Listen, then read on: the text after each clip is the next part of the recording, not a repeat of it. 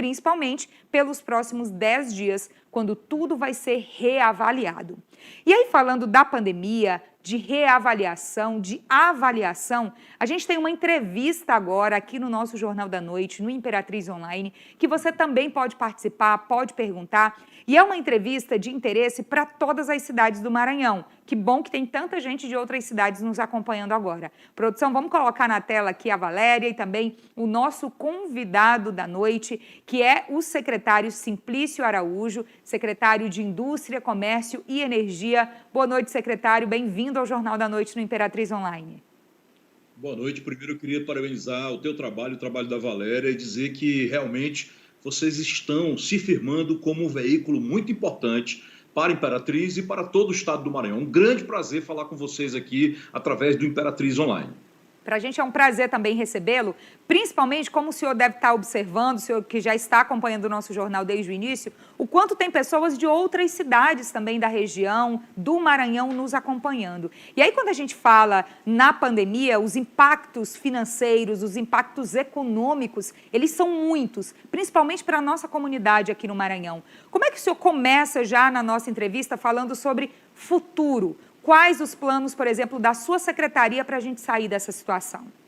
Para falar do futuro, é importante que a gente contextualize o que nós estamos vivendo. Sim. Nós estamos hoje diante de 500 mil mortos no Brasil, mas mais do que 500 mil mortos, nós temos um grande prejuízo econômico no nosso país também. É claro que jamais vamos comparar vidas com a economia. Sim. Mas enquanto nós tivemos aqui 500 mil vidas perdidas nesse braço importante, que é a questão da saúde, do outro lado nós temos uma economia que ficou destroçada. Já estava muito ruim. Desde 2015, nós vivíamos uma crise econômica muito complexa e com a chegada da crise sanitária, essa coisa se ampliou e hoje nós vamos ter aí grande dificuldade para reestruturar a saúde das pessoas, muita gente com sequelas psicológicas, às vezes até psiquiátrica, e reestruturar a economia. A boa notícia é que nós temos já luzes no fim do túnel. Antes, nós não podíamos falar em vacinação, Sim. porque nós não tínhamos ideia de quando é que essa vacina ia chegar e de onde é que essa vacina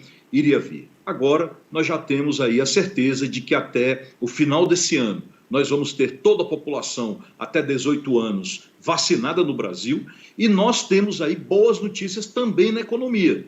Nós vamos ter a reposição de estoques. O que é isso? Todo o comércio, toda a indústria está com uma ruptura de cadeias produtivas muito forte. Mas a própria indústria, o próprio comércio está se reorganizando, se reestruturando e nós vamos ter a reposição de estoques tanto no comércio como também na indústria. Isso vai trazer ativação econômica, vai trazer uma movimentação econômica que vai possibilitar que alguns setores possam recuperar o tempo perdido. Nem tudo é notícia boa. Sim.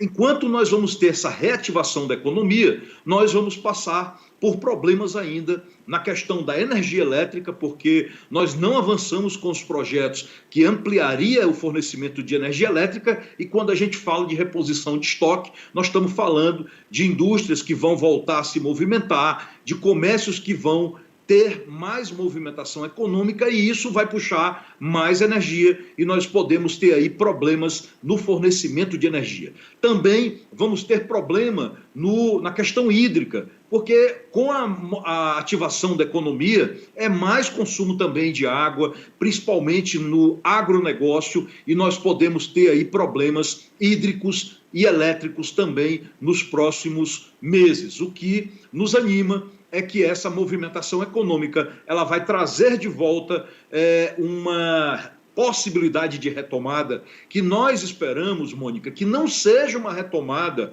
como foi no passado.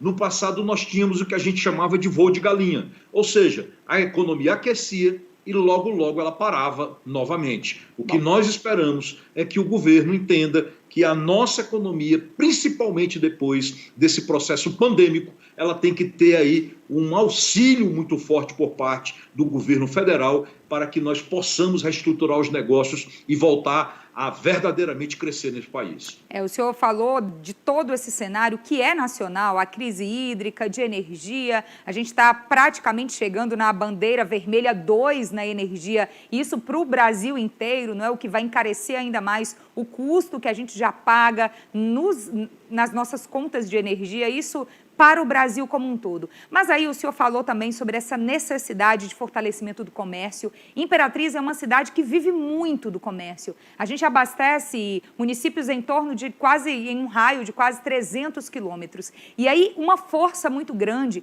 que quem trabalha no comércio de Imperatriz está precisando e está lutando já há algumas semanas é pela vacinação. Existe alguma possibilidade, algum estudo de incluir quem trabalha no comércio aqui na cidade e em todo o nosso estado também, na prioridade da vacinação contra a Covid? Aqui em Imperatriz, pelo menos, a Associação Comercial e Industrial está nessa luta já há algumas semanas, mas ainda sem resultado.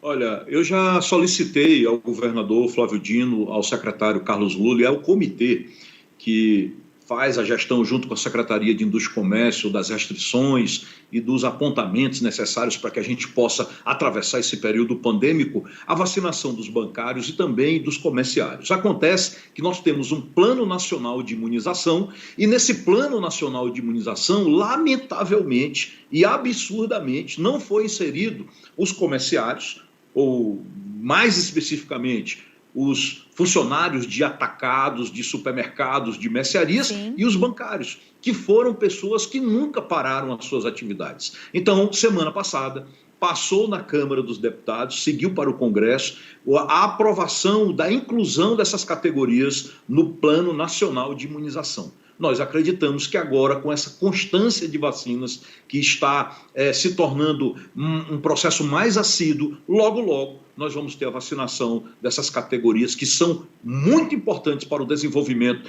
da região de Imperatriz, do estado do Maranhão e também do Brasil. Eu, Mônica, tenho muita admiração pelo comércio, pelos empreendedores da cidade de Imperatriz. Pessoas que têm aí, não apenas durante a pandemia, mas durante a vida inteira, tornado essa região uma região muito forte, com uma economia muito pujante, com muita geração de emprego, com muita inovação, tecnologia, com realmente um processo que eu diria de resiliência. Porque nem sempre o governo teve esse espaço que nós hoje, no governo Flávio Dino, permitimos para o diálogo, para a construção coletiva de caminhos. Em Imperatriz, nós temos diversas obras do governo estadual e a maioria dessas obras foram construídas em um diálogo aberto, franco, não apenas com os empreendedores da cidade de Imperatriz, mas também com a sociedade civil organizada como um todo. Eu acredito que esse é um passo importante que foi dado no governo Flávio Dino e que nós não podemos aceitar que isso retroaja, que isso possa sair da esfera da nossa população nunca mais. Daqui para frente é preciso sempre essa participação coletiva, esse respeito às pessoas, respeito às instituições, respeito aos empreendedores, porque afinal de contas, o governo é importante sim, mas mais importante do que o governo são as pessoas e as instituições privadas, as instituições, seja de qualquer tipo, porque isso é o coletivo que forma o Estado. As pessoas, as instituições e o governo. O governo sozinho não pode fazer muita coisa. É preciso que nós estejamos sempre de mãos dadas e é isso que nós devemos continuar fazendo aqui no estado do Maranhão. De fato. Valéria, você também participa da nossa entrevista. O pessoal está comentando por aí? Sim, o pessoal está comentando, muita gente já acompanhando, mandando os parabéns, né, dizendo que está ligado aqui assistindo, mas muitos comentários do tipo também são voltados principalmente para a área do comércio, né? E aí, muita gente perguntando aqui sobre a questão do comércio, porque dizem que, desde o início da pandemia, né, há uma preocupação por parte dos comerciantes, grandes comerciantes e pequenos comerciantes, sobre o funcionamento do comércio, né? Já teve essas preocupações inicialmente da pandemia, por causa de lockdown, eles sempre são mais prejudicados durante esse período. Também há uma preocupação quando há decretos com restrições maiores contra o comércio. E aí o que eu tenho a perguntar, que o público está perguntando bastante, é sobre isso. O que o senhor tem a dizer para esse público, principalmente para os pequenos comerciantes, né, que possa tranquilizá-los num momento de pandemia como esse em relação ao funcionamento do comércio? Olha, primeiro é importante que nós façamos o que a gente faz em casa, quando a gente quer saber se um filho, se um irmão, às vezes um parente nosso, se ele está bem, de saúde. Quando a gente quer comparar, quando a gente quer observar se o nosso filho está gordo, está magro, está pálido, a gente olha para o filho do vizinho. E hoje, quando a gente olha para o filho do vizinho, ou seja, para os estados vizinhos ao Maranhão, ou não vizinhos ao Maranhão, ou para outros países, todos estão vivendo a mesma coisa que nós estamos vivendo aqui no estado do Maranhão. Percebam que no mês de março nós tivemos um susto muito grande na cidade de Imperatriz, quando a pandemia voltou com força total, não apenas à cidade de Imperatriz, mas a toda a região de Imperatriz. E rapidamente, a pedido do governador Flávio Dino, eu corri para implantar na cidade de Imperatriz um hospital de campanha. Um hospital de campanha que foi montado em parceria com a Associação Comercial e Industrial da cidade de Imperatriz e a empresa Suzano. É esse hospital que ainda está funcionando e que não vai deixar de funcionar enquanto a gente não tiver a segurança de que nós realmente vamos viver com mais tranquilidade, mesmo que tenhamos que viver com a pandemia durante muito tempo. Então, esse hospital que nós montamos com 80 leitos, ele foi em decorrência desse susto que a cidade e a região passaram. Então, quando a gente, aqui e ali, tem que pedir esse sacrifício, essa paralisação, é porque isso é o que tem dado certo, não apenas no Maranhão, mas também em outros estados e até em outros países. Eu acredito que nós logo vamos ter que reestruturar todos os sobreviventes dessa pandemia. E quando eu falo sobreviventes, não são apenas as vidas humanas, mas também os negócios das pessoas que passaram por situações muito complicadas e que estão combalidos. Nós temos muita gente que perderam vidas. Isso a gente lamenta, a gente realmente sente muito por essas famílias, por essas vidas perdidas. São realmente prejuízos que não tem como a gente repor uma vida humana. No caso dos segmentos econômicos, nós teremos que fazer um esforço coletivo. Os prefeitos, os governadores, o presidente da República, esse ou o que virá após esse, para que nós tenhamos a reestruturação da nossa economia. Valéria, quando a gente vê um comerciante perdendo o dinheiro, quem perde o dinheiro não é apenas aquele comerciante. Quem tem o prejuízo não é apenas aquele comerciante. É a cidade que fica mais pobre, é a população que perde o emprego, é o Estado que perde musculatura econômica e o país também que perde com aquela, vamos dizer, quebrada, aquela derrocada que o comerciante tem em decorrência de problemas como esse que nós estamos vivendo na economia. Então, durante um certo tempo, nós tivemos que fazer sacrifícios pessoais e sacrifícios econômicos para salvar a maior quantidade de vida. Lamentavelmente, já passam de 500 mil vidas perdidas. Eu acho que não deveríamos ter chegado a tanto. O Maranhão fez aí um esforço brutal.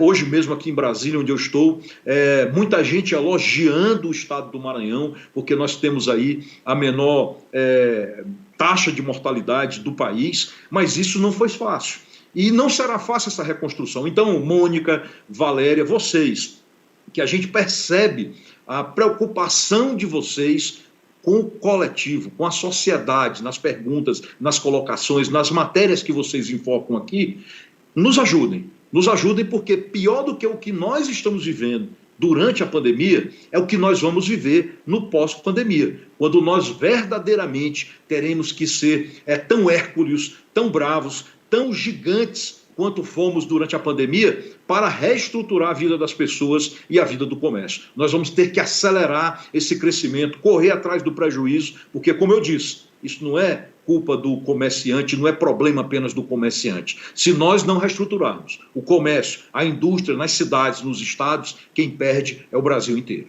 Ok. Secretário, muito obrigada pelas informações, pela entrevista. O espaço continua aberto quando tiver novidades também, justamente para a gente sair dessa crise, dessa situação tão preocupante que ainda se tem, tanto com os números da pandemia, quanto com a economia aqui no nosso estado. Muito obrigada e boa noite para o senhor.